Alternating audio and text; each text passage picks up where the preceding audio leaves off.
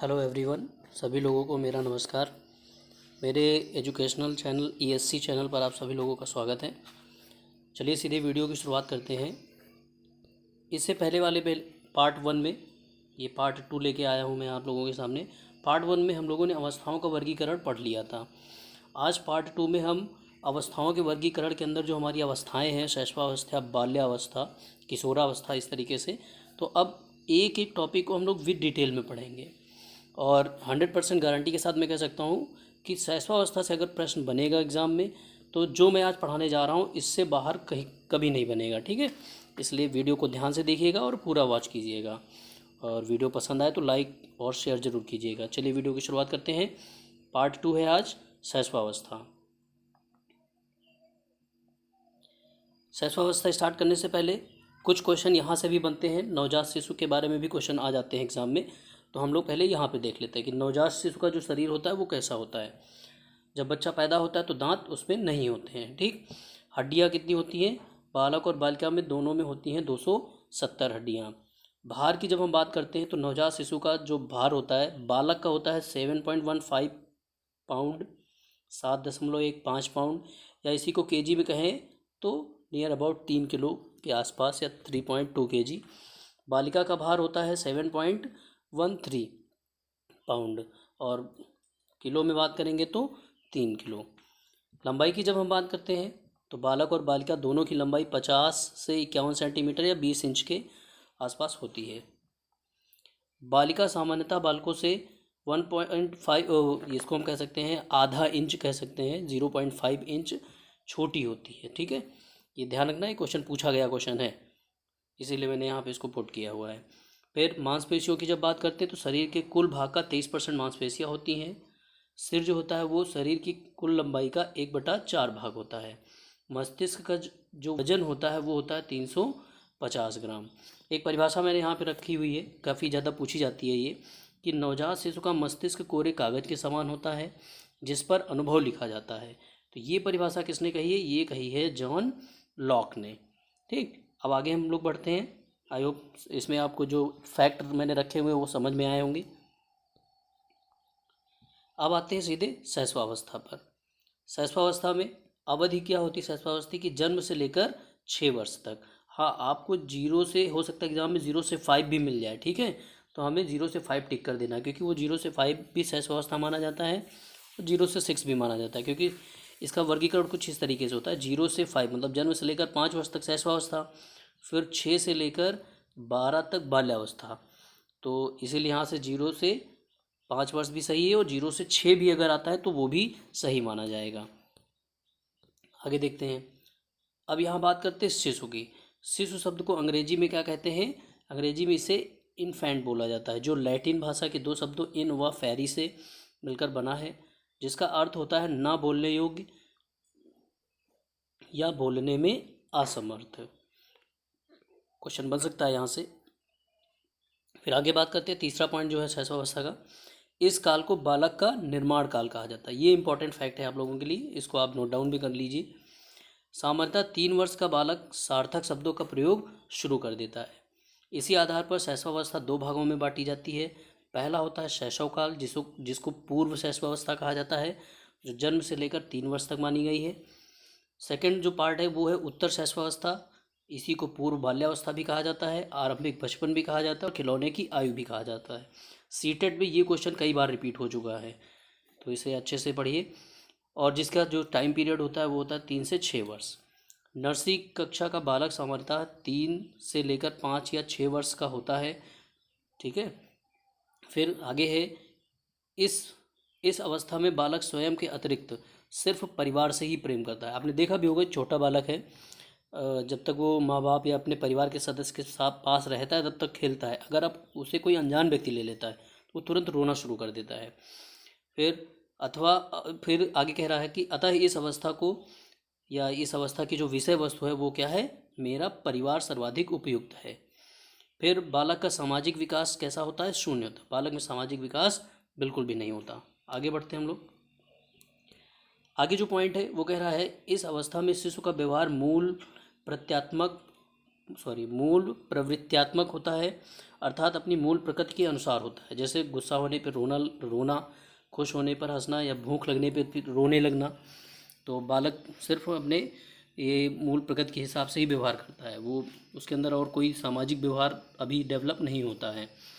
आगे बात करते हैं, इस अवस्था में बालक के व्यवहार मूल संवेगात्मक होता है, इसलिए इस अवस्था में बालक में चिंतन का विकास नहीं हो पाता।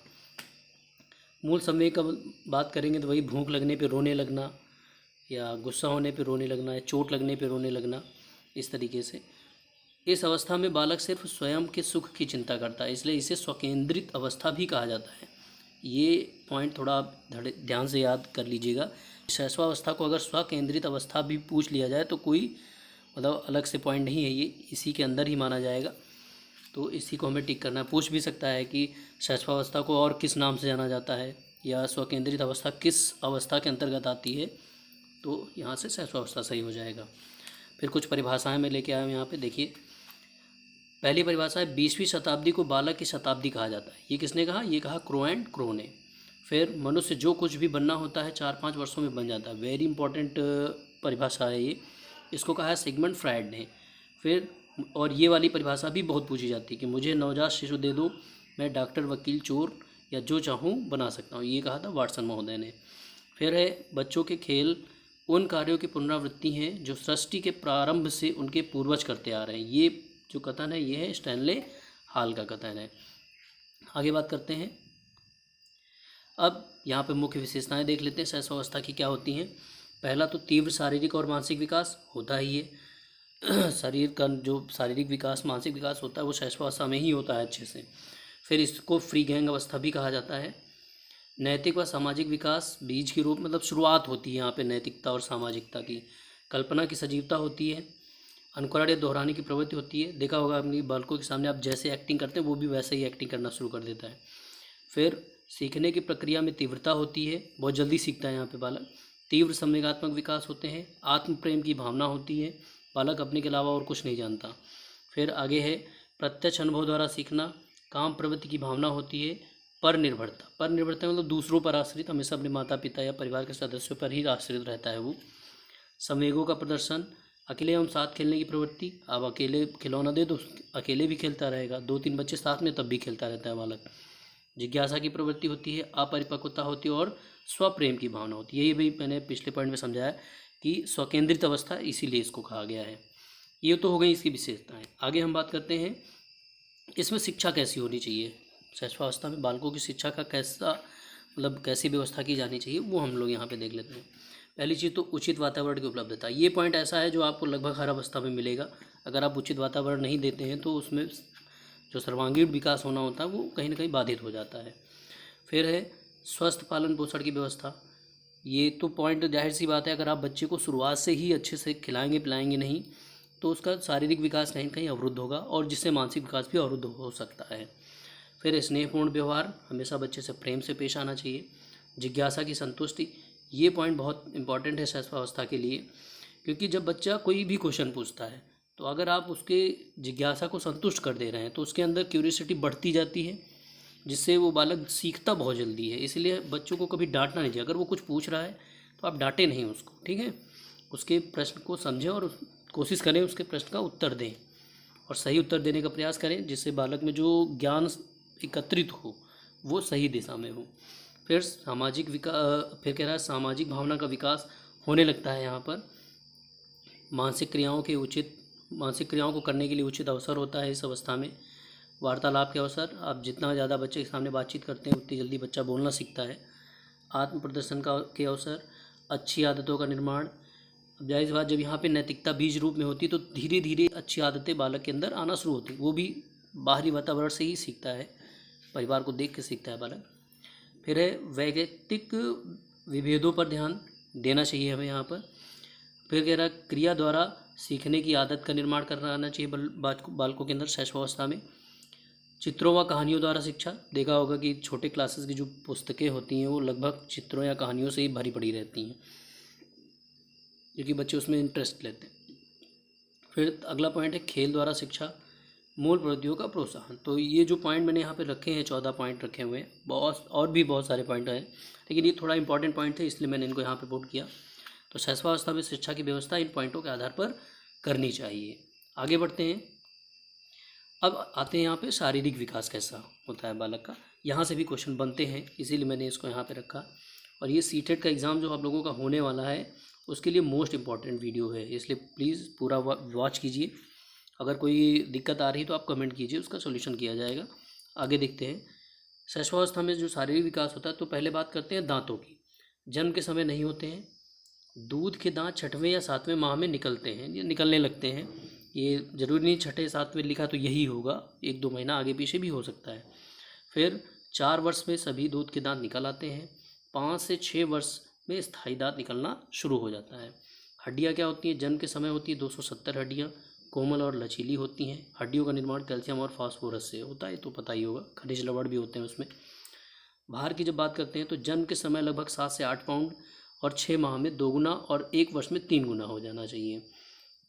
लंबाई क्या होती है? जन्म के समय 50 से 51 सेंटीमीटर, 1 वर्ष में 27 से 28 इंच, 2 वर्ष में 31 से 32 इंच और 6 वर्ष में 40 से 44 इंच लंबाई बढ़नी चाहिए, अगर बालक स्वस्थ है, कोई दिक्कत नहीं उसको तो। फिर मांसपेशियों की बात करते हैं। जन्म के समय शरीर का 23% होती है और 6 वर्ष में हो जाती है शरीर का 25%। सिर की जब बात करते हो, जन्म के समय शरीर की लंबाई का 1/4 भाग सिर हिस्सा होता है। और मस्तिष्क भार जो होता है वो जन्म के समय होता है 350 ग्राम, 6 वर्ष में 1 किलो 250 ग्राम हो जाता है। ये हो गया शारीरिक विकास। अब हम लोग बात करते हैं शैशवावस्था में मानसिक विकास किस प्रकार होता है। तो मानसिक विकास की बात करते हैं यहाँ पे। पहले सप्ताह में बच्चे के अंदर जो आदतें होती हैं वो हमने यहाँ पे पुट की हुई हैं। पहले तो छींकना, हिचकी लेना, दूध पीना, हाथ पैर हिलाना, रोना और चौंकना, ये पहले सप्ताह में उसके मानसिक विकास के लक्षण होते हैं। फिर जब पहले महीने की बात करें, जब बच्चा 1 माह का हो जाता है, तब उसके अंदर ये गुण आ जाते हैं: चिल्लाना, पकड़ने की चेष्टा करना, प्रकाश या चमकीली वस्तु को देखना और कभी कभी हंसना। फिर 4 से 6 महीने के अंदर व्यंजनों की ध्वनियाँ करना, मतलब थोड़ा बहुत आवाज़ ऐसे कुछ मतलब बच्चे करने लगते हैं, आवाज़ निकालने लगते हैं। आवाज़ का अनुकरण और माँ को पहचानना शुरू कर देता है। तो ये पॉइंट थोड़ा इंपॉर्टेंट बन जाता है, इसलिए ये पूछ सकता है आपको कि बच्चा किस अवधि में माँ को पहचानना शुरू कर देता है या आवाज़ को अनुकरण करना शुरू कर देता है। तो वो 4 से 6 महीने के बीच में। फिर 7 से 9 महीने के बीच में घुटने के बल चलना और सहारे से खड़े हो जाना। 10 माह से 1 वर्ष में बोलने का अनुकरण करने लगता है बालक, कार्यों के अनुकरण का प्रयास करता है। वो जैसे देखता है सामने कोई कैसे कार्य कर रहा है तो उसी को दोहराने का प्रयास करता है। 2 वर्ष में बालक शब्द व छोटे वाक्य बोलना शुरू कर देता है, माँ, पापा, इस तरीके से। फिर 3 वर्ष में अपना नाम बताता है। 3 वर्ष में बालक अपने नाम बताने लगता है और 5 से 6 शब्दों के वाक्य बनाना शुरू कर देता है और अंगों की पहचान जान जाता है वो। फिर 4 वर्ष में क्या होता है? 10 तक की गिनती, मिसप्रिंट हुआ है यहाँ पे, 10 तक की गिनती, अक्षर लिखना और वस्तुओं को क्रम में रखना शुरू कर देता है। 5 वर्ष में बालक रंगों, आकृतियों व भार में अंतर समझना और नाम लिखना ये शुरू कर देता है। तो ये उसके मानसिक विकास के लक्षण होते हैं। यहाँ भी एक मैंने परिभाषा रखी हुई है कि मानसिक विकास 15 से 20 वर्ष की आयु में अपनी उच्चतम सीमा पर पहुँच जाता है। तो ये कथन वुडवर्थ का है। आगे हम लोग बढ़ते हैं शैशवावस्था में उसके संवेगात्मक विकास की बात करते हैं। तो यहाँ से एक क्वेश्चन आपके यहाँ पूछा भी गया है, बाकी यहाँ पे ये आप देख सकते हैं कि टेट में, हरियाणा टेट में यहाँ से क्वेश्चन कई सारे बने। और आपके यहाँ एक सीटेट में क्वेश्चन बना था कि किस माह में बालक के अंदर प्रेम का संवेग उत्पन्न होता है, ये पूछा गया है, क्वेश्चन है। तो इसलिए मैंने ये पूरा चार्ट यहाँ पे रख दिया है। तो जन्म के समय उसके अंदर सिर्फ उत्तेजना होती है। 1 माह में वो उत्तेजना, पीड़ा और आनंद, इन चीज़ों का अनुभव करने लगता है। 3 माह में उत्तेजना, पीड़ा, आनंद और क्रोध, तो क्रोध 3 माह के बालक करना शुरू कर देता है। 6 माह में उत्तेजना, पीड़ा, आनंद, क्रोध और इसके साथ घृणा और भय, ये 2 संवेग उसके अंदर आ जाते हैं। फिर जब बच्चा 12 माह मतलब 1 साल का होता है, तब उसमें उत्तेजना, पीड़ा, आनंद, क्रोध, घृणा, भय, ये तो मान लीजिए पहले से ही डेवलप है। ये देखिए यहाँ पे स्नेह आ जाता है। ठीक, तो यही क्वेश्चन आया था कि किस अवस्था में बालक के अंदर प्रेम का संवेग उत्पन्न होता है। तो 12 माह या फिर हम इसको कह सकते हैं 1 वर्ष में। ठीक, आगे बढ़ते हैं। 18 माह, 1.5 साल का बालक क्या करता है?